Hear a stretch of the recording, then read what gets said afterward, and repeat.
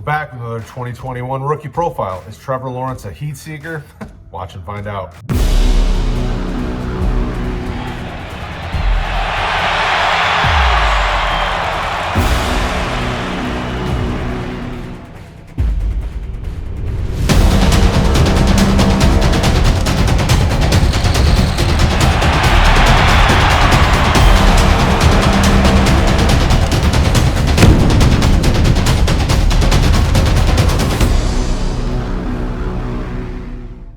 Brad with RotoHeatandRookieDraftGuide.com. Welcome back to the channel.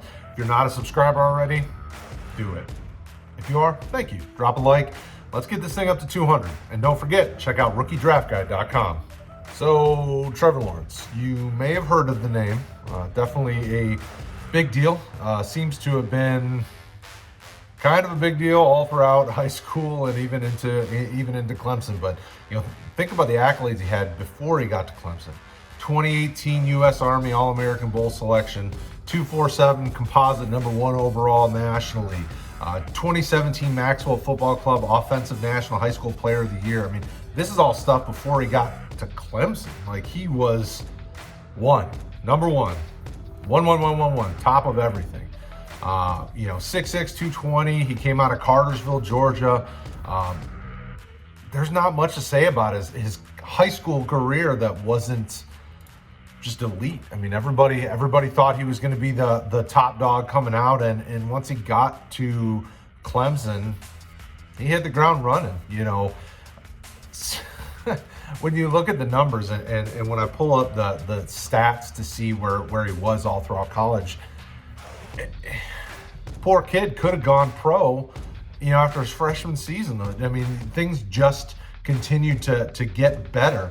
His completion percentage rose every year from 65.2 to 65.8 to this year. He was at almost 70%. He was 69.2% completion percentage. It's absolutely phenomenal. I mean, some people as I talk about Lawrence with folks, some folks are just kind of over it. I mean, he's been hyped for so long, and when you're looking at the fantasy side of things, folks that are trading, in this 2021 draft class, when you're trading the 101 and asking for a king's ransom, it's for a good reason. I mean, he lit it up throughout high school, throughout college. I mean, the expectation is he's the next big thing, and when I look at other professional scouting pundits and comparisons, I mean, everybody's saying he's the next big thing. He's, basically the next sure thing since Andrew Luck at the quarterback position coming out in the draft. Now, obviously, there have been other quarterbacks that came out that have been elite, but none of them have come out you haven't been so sure that this is the guy since a player like Andrew Luck. And the interesting thing, and don't forget, comment below, let us know if he's your top Superflex quarterback, your top quarterback overall in this draft class. He can do it all. He can run, he can pass, he can push the ball down the field. He's got a big arm, powerful. He's got some athletic ability to be able to make things happen. I mean, listen to these statistics. 259 completions for 390 out of 397 attempts his freshman year. 268, 407 in 2019. This year, 231 out of 334, so he dipped a little bit. But he also only played in 10 games, so if you average that out and you keep adding, if he'd have played 15 games, that'd have been higher. He would have continued to grow. But then on top of it, you have the touchdowns with you, 90 touchdowns to 17 interceptions in his college career.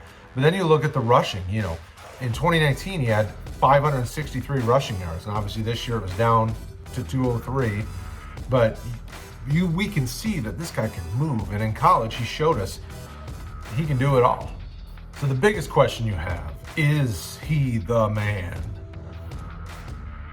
There's a lot to like about what you've seen in college. There's a lot to like about, so when we put this together, we take all the writers' information and we compile it and I put it together and I make this.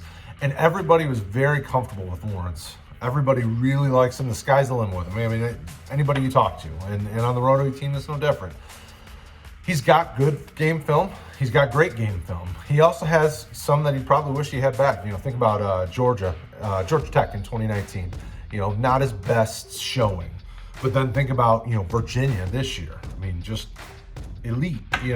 you have everything you need to see out of Lawrence to have a good feeling that he will be very good at the next level. He's got the leadership ability that you want to see. And think about, so some of the concerns that folks have with a guy like Tua, or even go back and think about like the Matt Leiners of the world, surrounded by really high-end talented players, can he do it at the next level with maybe not so much talent? Now, I'm not saying that there isn't talent at Clemson, but think about the wide receivers that he had this year. Nada and Ladson getting hurt, so he's down to Amari Rodgers, and he's got some other pieces, but a lot of unknowns. And then obviously, having ETN in the backfield with him, his college career has been very helpful. But he's, it's not like everything's elite, where with guys like Tua, I mean, he's got, NFL top end talent at every position. So we see that Lawrence had to lead and had to help some guys step up their game because maybe they were stepping in for injured players and things like that.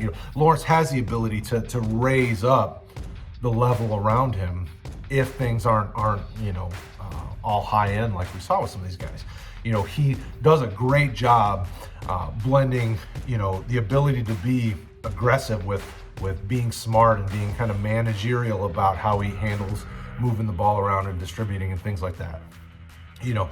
When you watch even games where he lost, we saw Ohio State, it wasn't great. He played very well. He did a great job and did not look panicked even when things weren't going his way. I mean, Ohio State did an awesome job in that game, but Lawrence never looked disheveled. He didn't look like it was too big for him to handle. And even as it got late in the game, you wondered if he was going to be able to mount some sort of comeback, because he's just that type of player that when he has the ball and he's distributing and he's doing what he does best, anything's possible. When you look at a fantasy perspective of it, and you flip that around, I mean, it bodes well for his fantasy outlook for the future. There should be no reason he isn't the number one overall pick. Look at what Jacksonville has to offer if that's what we're going to do. And Jacksonville doesn't move the pick, which everybody kind of believes it's kind of a foregone conclusion that Jacksonville's going to take him. Look at what he's got around him. James Robinson had a 1,000+ yard campaign as a undrafted runner. Looks to have a very positive outlook at the NFL level. He's got DJ Shark. He's got a young offensive line that they put a lot of high draft capital into. There's a lot of things to like about what Jacksonville has around. They just need that orchestra leader, that man to run the show. And Lawrence could step in and have a lot of nice pieces to work with on the offensive side of things, that as long as they keep developing and they have this signal caller that has all the components to be an all-star, I mean, that bodes well for his fantasy perspective and all the players around him. So we feel comfortable saying that he is going to be very good at the next level. Now, right now the team is high on him, very high on him. Obviously, go to rookiedraftguide.com and you can see our ratings and all of the things that we watched, game film and all of that. But make sure you check the notes below. We have links to all of that. We have links to our Rookie Draft Guide, links to becoming a patron so that you can become a part of that. And don't forget, let me know in the comments below. Obviously, everybody knows how great Trevor Lawrence is. Will you tell me? I want to know what you think. Is he your number one in 1QB and Superflex? Let me know in the comments below, and we'll talk to you again next time.